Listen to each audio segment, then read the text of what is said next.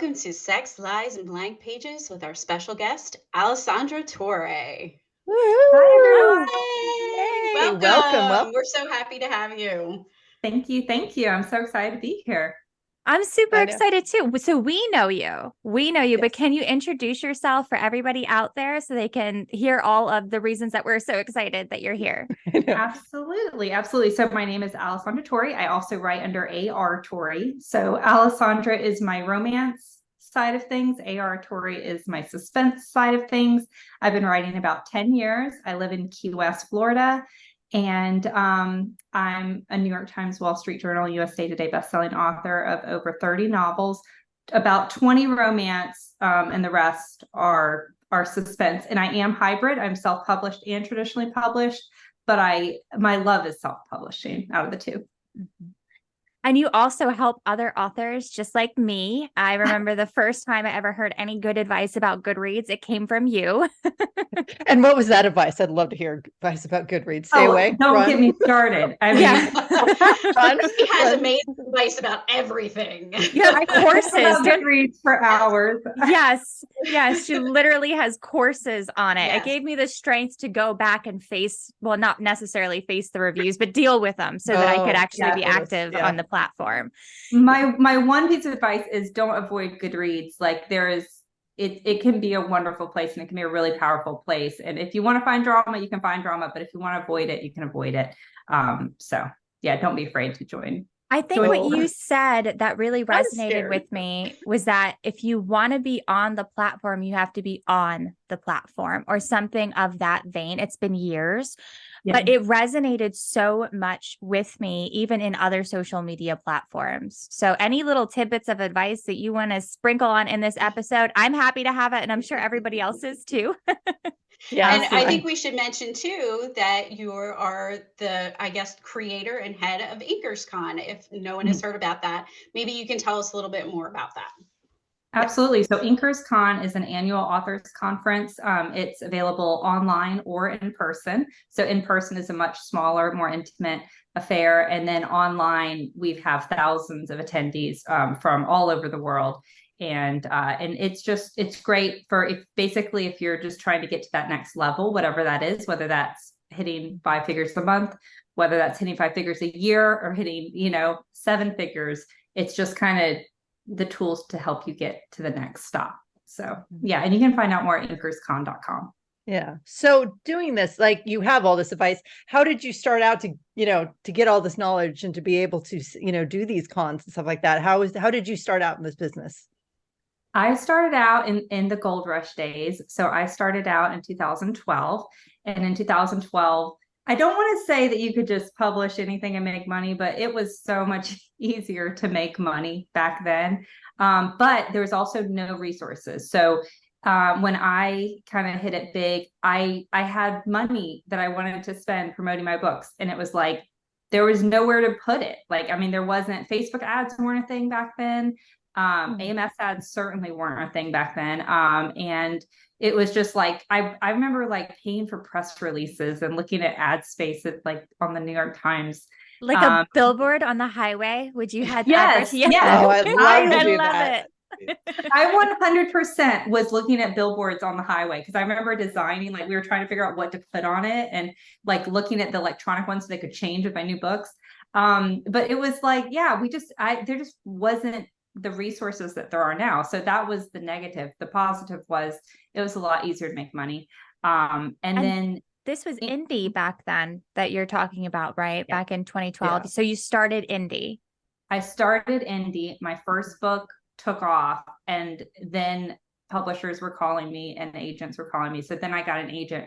We sold that book at auction. It was already self-published. I'd already made, a nice chunk of money on it. We sold that to Harlequin in a 2-book deal for several $100,000. So it was like I went from making $38,000 a year and being like, okay, if I write 5 or 10 books, like I don't have to go back to my day job, to suddenly it was like I had 10 years of income, within 3 months. I mean, it was like so fast that all of that happened. And then suddenly it was like, okay, I guess this like is my job. And so I have to write more books. And I never thought I would write a romance book. I had never read romance books. one of the, pro tip, know your market before you write it. I didn't know my market at all. I have written 15 romances before I ever learned like the romance market.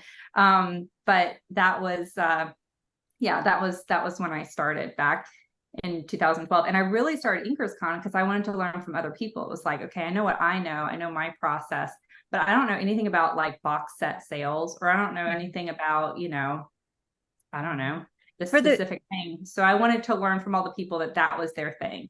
For the readers who are listening, what is the book that they should snag from you if they have never read you before, both for romance and suspense? It is almost spooky season. I don't know when this is actually going to air. Yeah, probably not. No, but there's a time for every book. So absolutely. I'd have to say my number one best romance novel is A Divided Heart.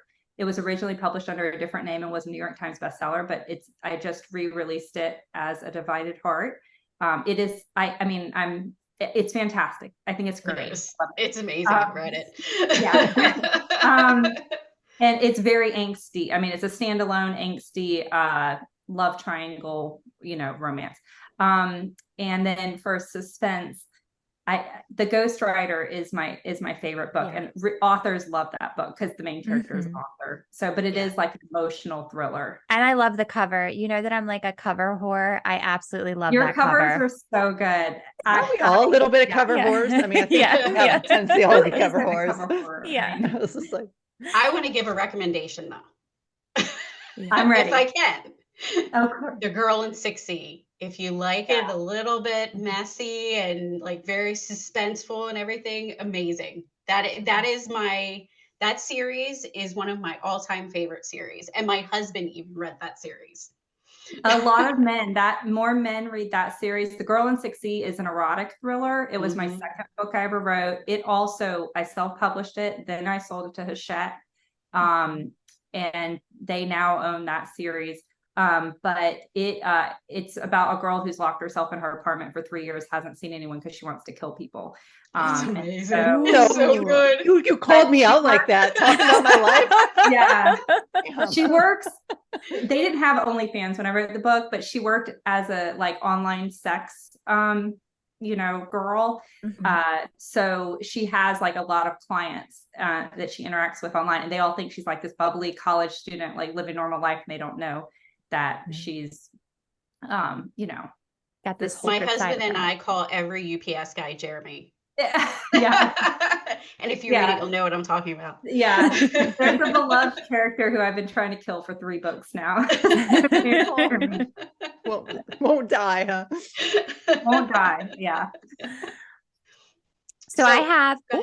Nope, I was just going to say, like, it sounds like a roller coaster, probably because it was a roller coaster. Are there any like pitfalls or memorable moments where like you rallied and you made it happen? Oh, what a great question.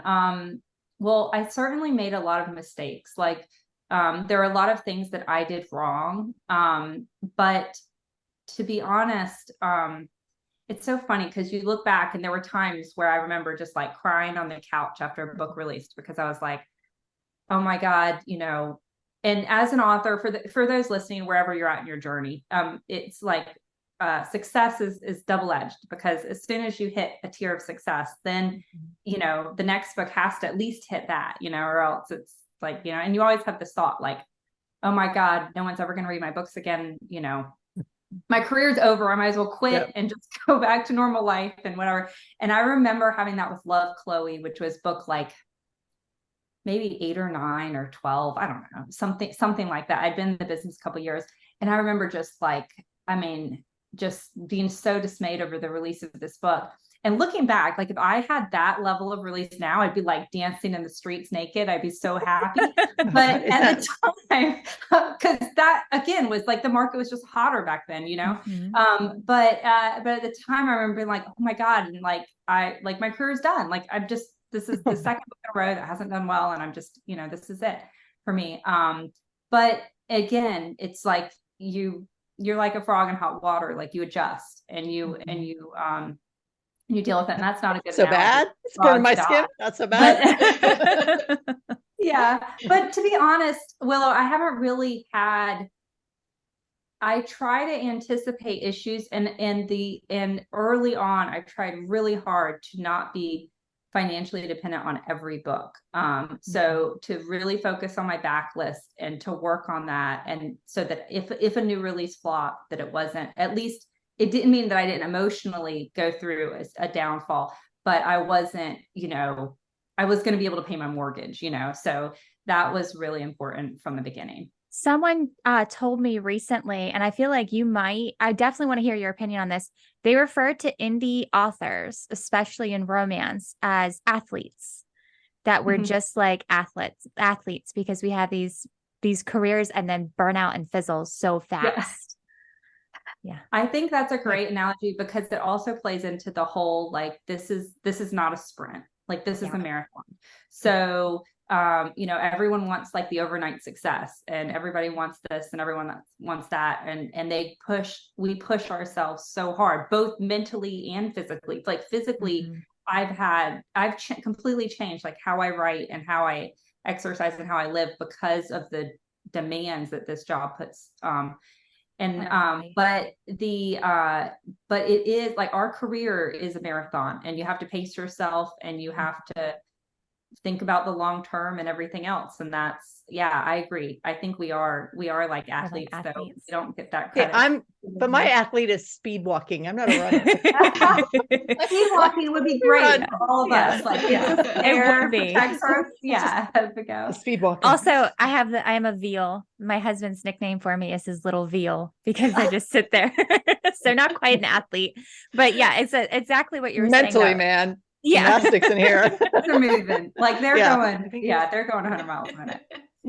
So for any new authors that are starting out, what would be your, I don't want to say one piece of advice, but like biggest thing that they should maybe concentrate on starting out? I would say, are you asking me this question? Yeah. Okay, I didn't want to interrupt that. So they can answer. Care about what we say. Everybody can answer. I'd say to focus on the product and to know your market and know who you're writing for, because there's nothing more depressing than writing a book that doesn't have an audience, right? And everybody wants to have some sort of an audience. I mean, that's why we're writing this book. But to really focus on the product and learn your craft and think of it as a long-term thing. Don't put all of your hopes and dreams in this one book. I was watching this TikTok the other day where this debut author was like, oh my God, my book releases tomorrow and my family thinks it's going to be a failure. And I really just need it to be a success. And it was like, and I filmed a reaction video. And I was like, if it's not, like, it doesn't mean that you don't have an incredible, amazing career in front of you. You know what I mean? Like I will tell you, my first book was a dumpster fire. Like, my first book, I'm so lucky that it took off and it had just enough elements that people liked, despite the horrific writing, because it was bad, and it took me 6 or 7 books before I even really learned how to tell a story properly. And, so many new authors like put so much pressure on their first book. And that first book is really just, I mean, it's like your first time ever, walking a tightrope. It's gonna be a mess. Yeah, like exactly. The first time you cook chicken cordon bleu or something that's actually like, of course, that's not going to be the same as when you cook it the 10th time or the 20th I'm thinking like, time. the first time you have sex, it's like the awkward. Same, yeah.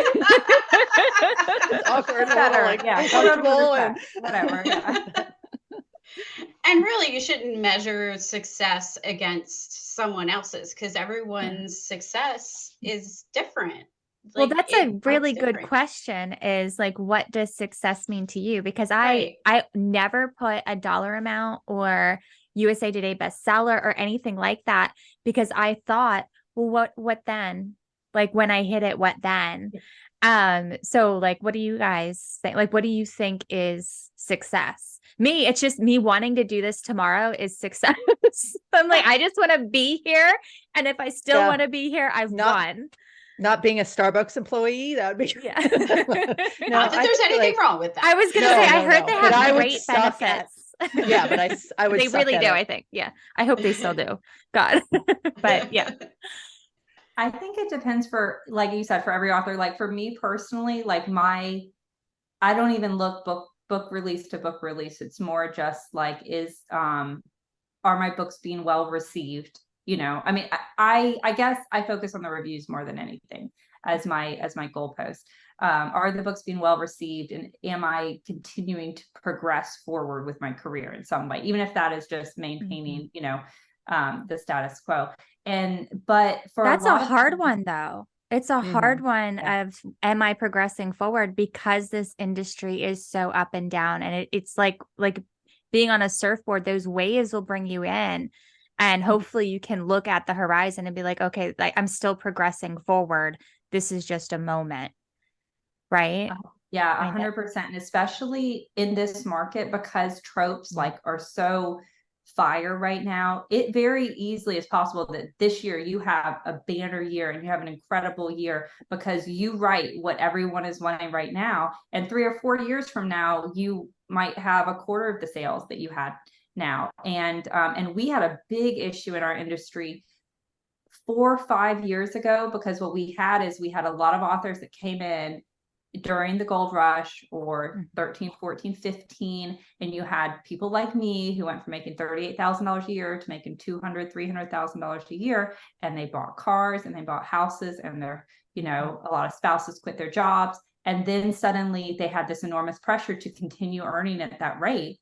And they didn't, you know, and then we had just like this, it was like this mini economic collapse, like, you know, and then authors disappeared and you never heard from them again. I remember when I came in, I don't know that we've talked about this before. When I came in I was in 2016, there were so many authors that were so upset with Amazon's pay rate, and they kept saying like, the feast is over, the feast is over.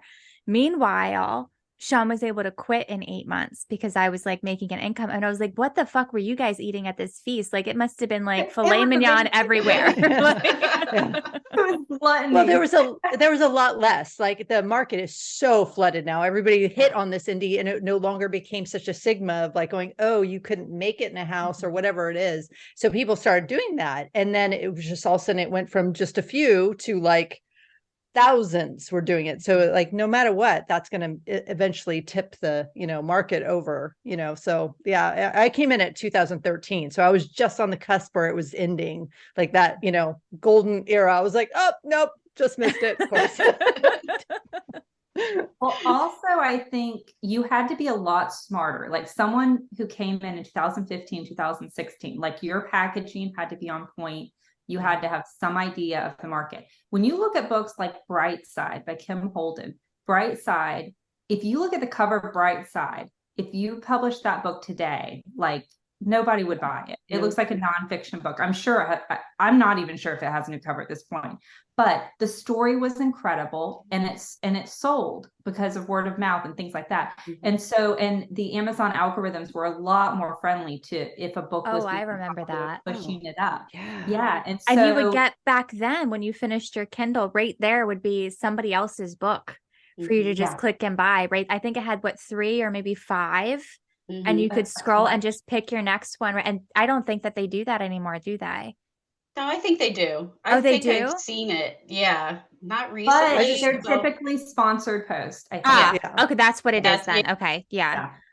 And I mean, back in the day, I used to be on like a Tuesday that like no book had come out for a while. And all of a sudden all my books were on a list. Now you can't get on that Amazon list, you know, anymore, unless you're, you know, paying the money paying the money. That seems like a fairy tale now. I know. I'm like, oh, we can all be princesses. Don't worry. We'll all still get our crowns. But circling back to like what makes success, I think so many authors and newer authors are like, oh, I want to quit my job. I want to write full time. I want to write full time. And like, that's their goal.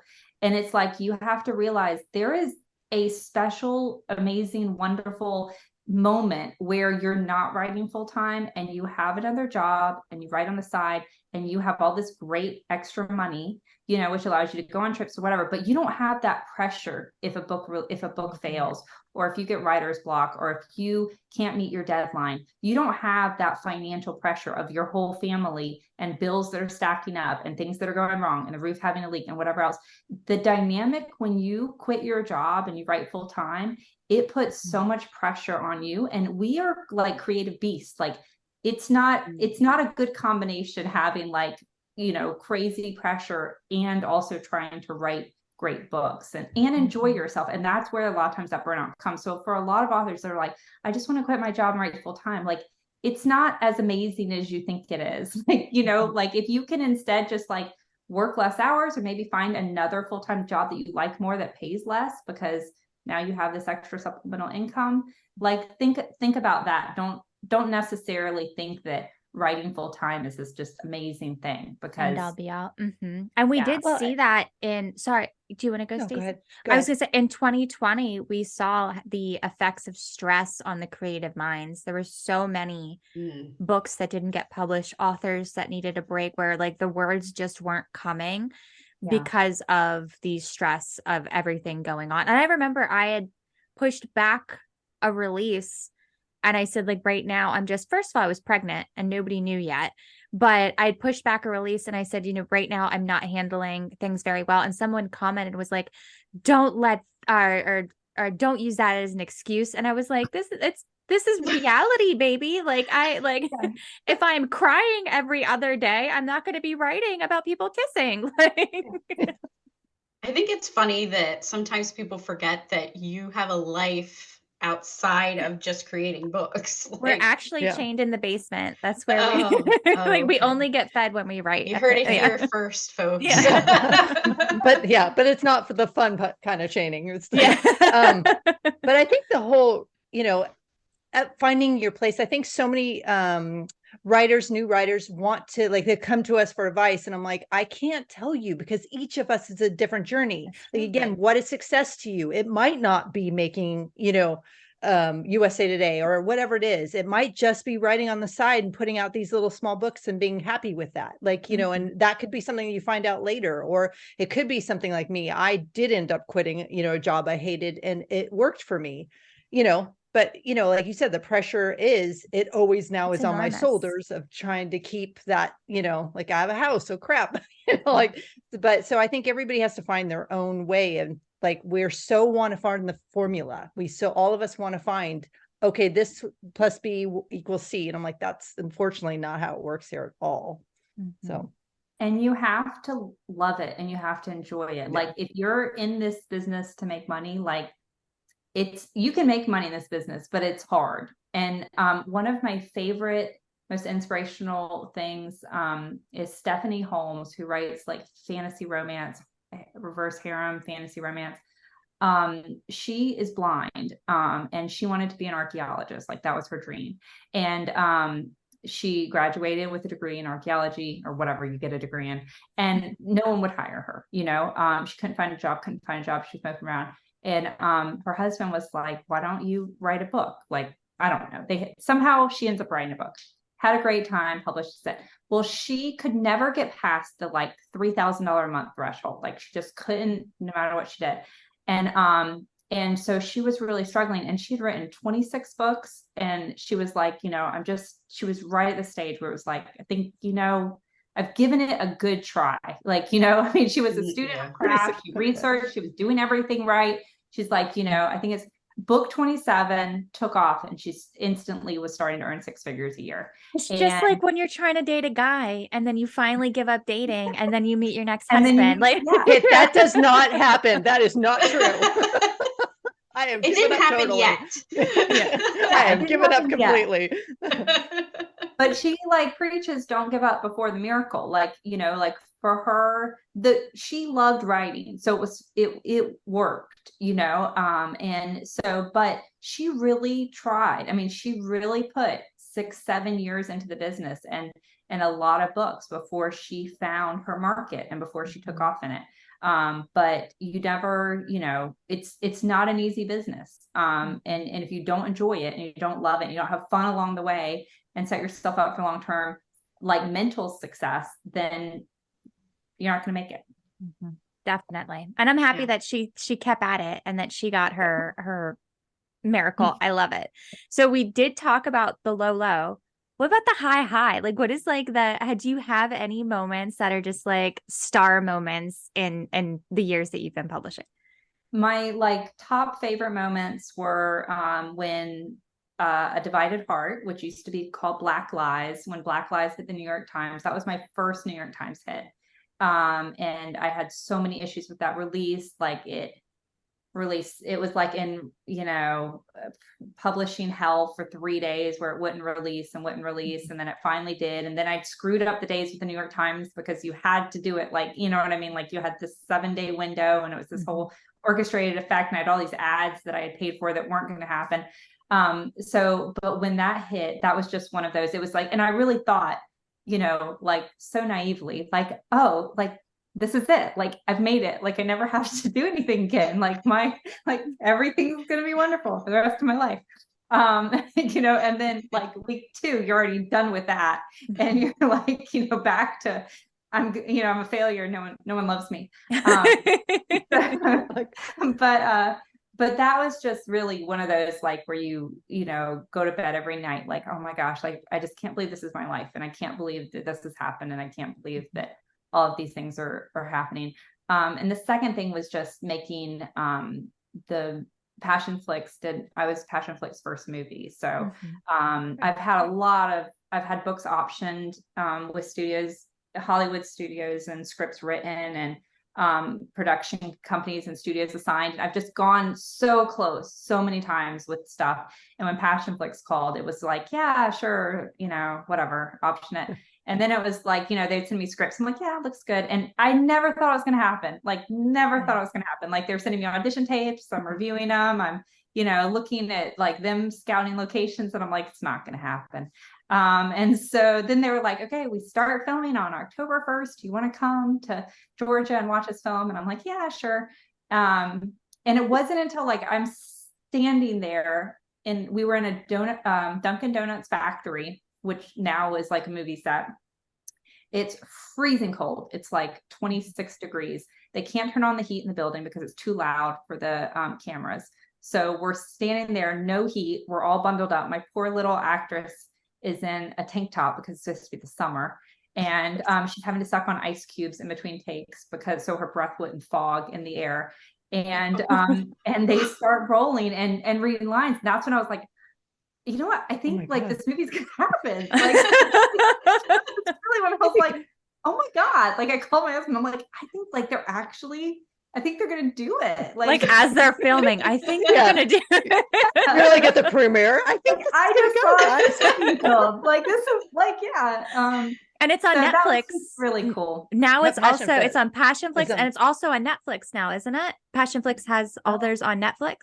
Do they? I don't know. I know it's on Amazon. So. You can I apologize. Yeah, like, on Amazon. That's okay. That's I was what like, I meant. wow, you know stuff I don't know. This is cool. No, it's my wine. I've got half a glass down, and now I'm confusing networks. But yeah, it's on Amazon, right? So if readers or listeners, if they want to watch it, they can watch it on. Can rent it on Amazon. And now we know the secrets when she's talking in that poor little tank top. We're like, poor girl. Yeah.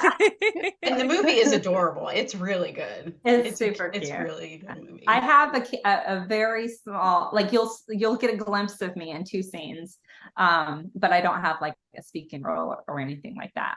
You did who's that director who always shows up in the back of his he's not a it's Stan Lee. Yeah, no. Stan Lee. May his soul rest in peace. Yeah. He's amazing. Yeah. I love him so much. He has so many of my favorite quotes also. And yeah, he was always in the background of all of the movies. Yes, I love him. So that's amazing. You pulled a Stan Lee. Yeah. That's gotta feel amazing. Circling back, just so people that aren't authors, or maybe authors that are just starting out, you mentioned about the time window for New York Times. Can you explain that to them? Yeah.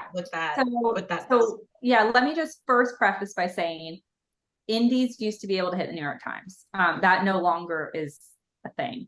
Can we even hit, sorry to interrupt, can we even hit USA Today now or no? Is that one's curated now as well? I have, but when they took it away and then they brought it back, I don't know about when they brought it back kind of thing. So yeah. I heard something about this. What did I hear?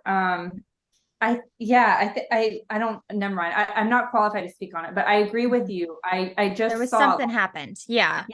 Yeah. Okay. But back, sorry. Now back to you. Yeah. I'm trying to remember what the stipulation was. Like, it was like you could do it, but it had to be.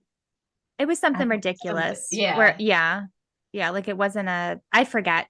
We'll do some research and we'll get back to you guys. Make sure you follow and subscribe. No. Yes. For the answers. We're going to leave them all on cliffhangers. Yeah.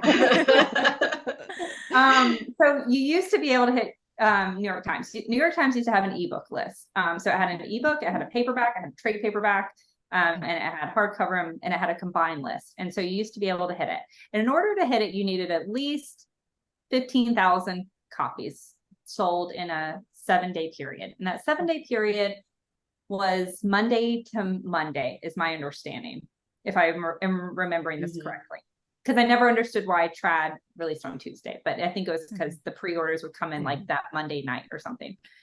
So everything, our whole world revolved around getting as many sales as possible in that 7-day window to try to hit the 15,000 or more. And really, you wanted as many as possible. There was a time when I was really trying to hit number 1. The highest I got was number 4. So what it would mean is we would push pre-orders as much as possible, but you were also trying to push rank, which back then was a little bit easier to manipulate. So what I always did was I had a 4-day pre-order window, and I was just slamming, and that was it. And so I would push as much as I could in those 4 days, get rank as high as I could. Then those 4 days would count on to my 7 days. And then we'd go. So that was, and I ended up hitting the combined list a couple times, which made me realize how few paperbacks were being sold, because I was, selling 18,000 copies, all ebook copies, yet I was hitting the combined list. So it was like, okay, how few paperbacks are being sold, at these bookstores. But that was then, what, 4 to 5 years ago, they did away with the ebook list. And at the same time, authors that were hitting New York Times consistently, combined lists consistently, were still suddenly disappeared, and you didn't see indies at all. And so, I believe it was an internal decision to say no more on the indies. Sure. Agreed. And we've discussed this before. It happened the week after, I believe it was Lauren Blakely hit number 1. And I was so happy for her. And then I was like, well, that is such an F. And then they were like, but big starting every week, Vi Keelan, Megan Martin, Lauren Blakely. we were taking over. We dominated that list. We dominated the top 100 of Amazon. It was, and then you can see, threatened. Yeah. And it's so frustrating because it's the truth. Like, you guys, like, to me, no matter who's the book or the author, if they sell this many, they should have the spot. And it just, and houses get all like, nope, it's only ours, Yeah. Oh, it's because we don't give them money. We don't purchase it. Whereas like trad books, there's money exchanging in places and such. So and we're taking away the legitimacy of traditional publishing, right? Because romance books and indie authors. Yeah. Why do they need traditional publishers if we're outselling them from our couch? When we first started out, there was a lot of more houses. It was like, I know there was a big 5, and then there was like, now it's like, now it's like down to 4 at least. And I think one just 3. Bought another one. Yeah. Now it's like, didn't they intercept it? They didn't allow them to buy it. Is that right? Yeah, they intercepted it, but then Simon & Schuster just sold to KKR, which is like the parent company that owns Overdrive, which is a distributor for all the libraries. Yeah, they ended up buying Simon & Schuster. Oh, yeah. I don't know if that's good. No. Yeah. Yeah. I'm excited for indies, and I'm excited for where we're moving. I'm excited for romance. I've seen a lot of more men reading. My paperbacks, even like right now on Amazon, half of my sales are paperback, which blows my mind. Yeah. So I think we're going to see a rise in our genre, and hopefully it will come with respect for indies and respect for the genre. So I'm fingers crossed and manifesting it. I'm saying it's going to happen. So curious, you do both, being a hybrid, and you say you like indie, but what's the benefits and you see the benefits and the cons of each one? Yeah, sure. So so my first trad deal was with Harlequin, 2-book deal. That was really when I realized that I didn't have any say in really anything that has to do with that book. So I remember like my first lesson, I think they were like, we're going to show this girl. They sent me 5 covers because the cover that I had was like super scandalous. Like it was I believe I was the first banned cover on Amazon because Amazon could not Congratulations. figure out, Yeah. like no one at Amazon could tell us why the book was suddenly not available to be found. But anyway, so they sent me 5 covers. They said, what do you like? And I was like, I'm going to be the coolest author these people have ever worked with. And so I was like, any but number 4. Like, I don't care, just not number 4. So then they replied back and they said, okay, we decided to go with number 4. Like, okay. I understand. So, and then like now that book, they've stopped printing, even print on demand, the paperbacks for that book. You cannot get a paperback for those 2 books at all. And I was like, okay, can I have the paperback rights since you're not printing them? Can I print them? And they won't give them to me. When do you get your rights back? Never. Oh yeah. no. Well, that hurt. I could pay back my advance and potentially then they'd give them to me, but I still owe hundreds of thousands of dollars. Okay. Yeah. So that's a lost cause. Not worth That's it. a know you book. But it's the first 2 books of my trilogy. So I own the 3rd one. It's like, yeah. So then I signed a 3-book deal or 2-book that ended up being a 3-book deal with Hachette for The Girl in 6C. That released in hardcover. They put a lot of money and effort behind that, but that book just didn't take off. And so though I am actively trying to get the rights back to those, I have made them a cash offer to buy the rights back for those books. It's been a year and a half of negotiation, which is like, hey, have you thought about this offer? And I'm like, no, we're still thinking about it. And so, but I'm trying to get that back. My 3rd publisher is Thomas and Mercer, which is an Amazon imprint. Amazon Publishing now is their own traditional publisher. I can't say enough good things about them. Working with them has been fantastic. I know not every author has had that experience, but for me, I've pushed back on book issues. They have backed down. I've reached out to them with marketing suggestions. They've listened to me. They put my book in places that I can't. I just saw an email sent out from Goodreads to anyone who added this book to their shelf. They sent out an email. So I've been so happy, and I've hit like my first 2 books with them both sold over 250,000 copies. Wow. And they're so nice. They send me like special plaques and gifts, like whenever I hit a sales milestone. So I love them as a publisher, and I've just signed, I've contracted 6 books with them. I've already fulfilled 4 of those books. I do put them kind of in a different area, as some of my other publishers, but it was also great working with Hachette. I think with that book, that's The Girl in 6C. It just didn't have a shelf. Like, it didn't have a market. It was another book that I wrote without being like, oh, is there an audience for this book? I don't know.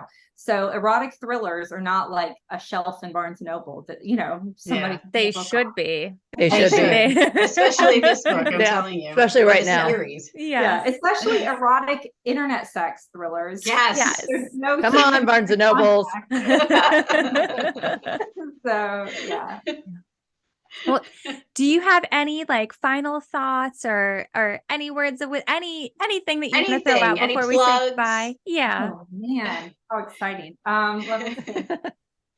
I have to say that just like when I think about my best advice for authors, and we've covered a lot of it here, which is just like go easy on yourself. Like write and make sure you're in this business because you love it, because it will be hard and there'll be times where you hate it. If you're writing your first book, it is entirely normal and part of the process to hate that book with venom at some point in time in the writing process. Every book that I write, 30 to 50% in, I'm like, this is horrible. No one wants to read this. I don't want to write this. I'm bored, and if you're a new author, that can freak you out, but you have to, I am so lucky that I was like, there's that I was delusionally confident with my first book. Like I thought it was the greatest thing since sliced bread, and I'm thankful that I had no idea how bad it was, but I wrote it, I read it, I was like, looks good, let's publish it, and that was it. And just keep watching and listening to things like this. And there's so much incredible information out there, and there's such a great community that just didn't exist when I started. So it can be a great place to be. It can also be a hard place to be because we're all on this scoreboard. Like we're literally on a scoreboard where you can see your rank and your reviews next to everyone else. And that can be really hard. So like what one of us said, you like comparison is the theft of joy. Like don't compare yourself to others. Like ask yourself, am I enjoying this? Am I having a good time? Am I writing the best book I can write at this moment in time? And you will get better with every single book. You will get better. And you have to write those bad books in order to get to good books. Like it's just, that's just the way it works. What is it? You got to burn a few pancakes? Is that there's some kind of a saying? My wine is almost gone, guys. Whatever it is. But I've heard Just so many make it authors. up. It's okay. Yeah. I've heard so many authors say like, "Oh, the book I hated, it was actually the reader's favorite." And that's so funny. It's just like, oh, sometimes the thing you hate could be the thing that tips you over. So keep writing. And it's emotion, as my ninth grade teacher said when I told her I hated the book. She said, "But it made you feel." So you're still mad at that teacher. Some of the books I remember the most, I was like, and I've left reviews where it's like, "Oh my God, I hate this book," but I like it. It sparked so much in me that it was good. I gotta recommend it, but like drove me crazy. Yeah. Well, I've had a blast, and I think that's a great note to leave it on.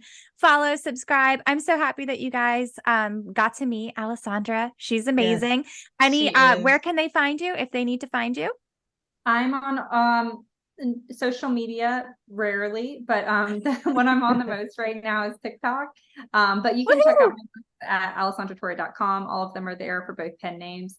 And 90% of my books are in Kindle Unlimited if you like Kindle Unlimited. Amazing. Well, thank you so much for joining us. And thank you, listeners, for watching and listening to us. So thank you. Thank you, guys.